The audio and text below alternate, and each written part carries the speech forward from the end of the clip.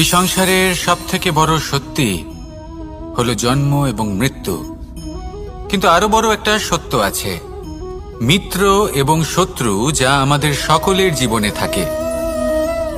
মিত্র সে যে আমাদের সঙ্গ দেয় এবং সংসারের সবথেকে উঁচু শিখরে আমাদের নিয়ে যায়, এবং শত্রু সে যে যে কোনো মুহূর্তে যে কোনো শিখর থেকে আমাদের নিচে ফেলে দিতে পারে।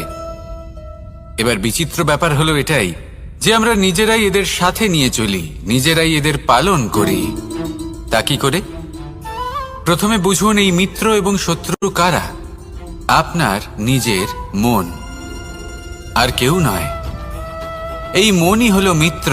যখন তাতে ভারসাম্য বজায় থাকে, তা নিয়ন্ত্রিত থাকে, তা পবিত্র হয়।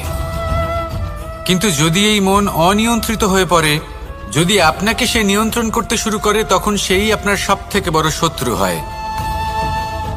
সেই জন্য এই মনের ওপর নিয়ন্ত্রণ রাখতে শিখুন, এতে ভারসাম্য বজায় রাখতে শিখুন। তাহলে আপনি এমন এক বন্ধুকে পাবেন যে আপনাকে এই সংসারের শিখরে পৌঁছে দেবে। আসুন আমার সাথে ভালোবেসে বলুন, রাধা রাধা।